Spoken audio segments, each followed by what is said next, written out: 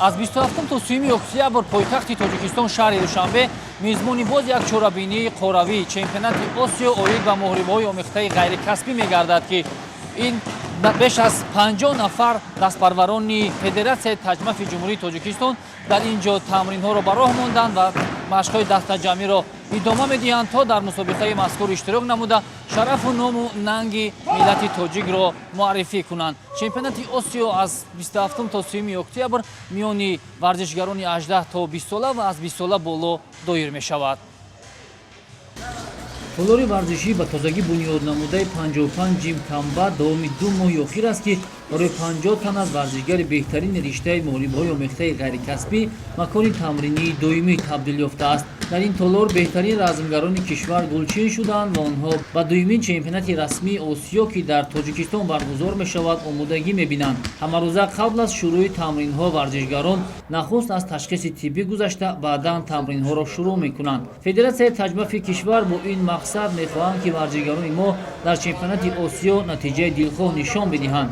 ҷамъомади тамринӣ бо ҷалби 5 тан аз мураббии таҷрибадор аз намудҳои варзиши размӣ, куштии тарзи озод, бокс, кикбоксинг, кроссфит ҷалб шуданд, то дар ҳама самтҳои рақобатҳо маҳорат ва донишу таҷрибаи варзишгаронро инкишоф ва тақвият бубахшанд.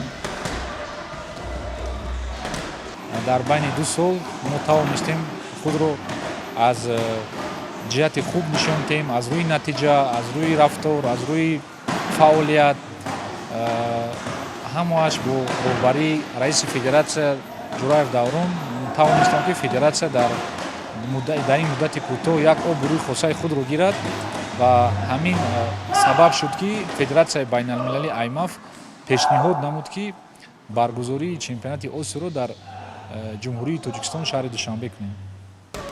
дар доираи тамринҳо мутақаби моҳрибаҳои омехтаи ғайрикасбӣ на танҳо машқҳои дастаҷамӣ анҷом медиҳад, балки дар ин раванд маҳсҳои барқароркунӣ, шиноварӣ ва дигар муосиртарин роҳҳои омодасозии варзишгарон амалӣ карда мешавад.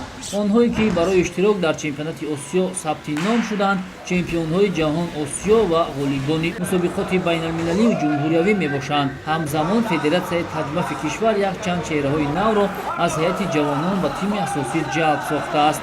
дар ин миён размгарони кишвар бояд аз имкониятҳои фароҳамсохта истифода баранд ва дар чемпионати қоравӣ арзанда баромад намуда маҳорат ва ҳунару истеъдоди худро нишон бидиҳанд ва исбот созанд, ки воқеан мураббиён дар интихоби онҳо хато накарданд. албатта вақте гун аъзои даста мешавад ва аллакай клуби худро, ноҳияи худро муаррифӣ намекунад, ва ҷумҳурии Тоҷикистонро муаррифӣ мекунад, парчами ҷумҳурии Тоҷикистонро муаррифӣ мекунад, суруди миллии ҷумҳурии Тоҷикистонро муаррифӣ мекунад. ӯ бояд бо як нангу номуси баланд, бо як ҳисси ватандӯстии баланд бояд сафар кунад, бояд баромад кунад, бояд як маҳорати хуби худро нишон диҳад, албатта тоҷик будани моро муаррифӣ кунад. Умар Сафаров яке аз варзишгарони умедбахши федератсияи таҷмаф маҳсуб мешавад.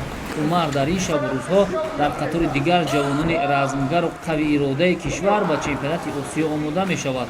дар тамринҳои дастаҷамӣ на танҳо варзишгарон аз шаҳри Душанбе, балки ҷавонони размгар аз тамоми шаҳру ноҳияҳои ҷумҳурӣ дар як толори варзишӣ ҷамъ оварда шуданд. 9 сол мешавад таҳти роҳбарии Устод Турсунов Бахтиёр машқ тамрин мекунам.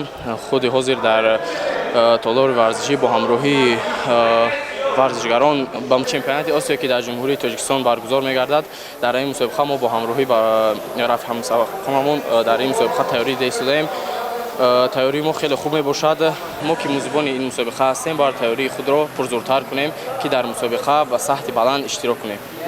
чемпионати Осиё оид ба санъати моҳрибаҳои омехта дар 2 синни сол аз 18 то 20 ва аз 20 боло баргузор мешавад.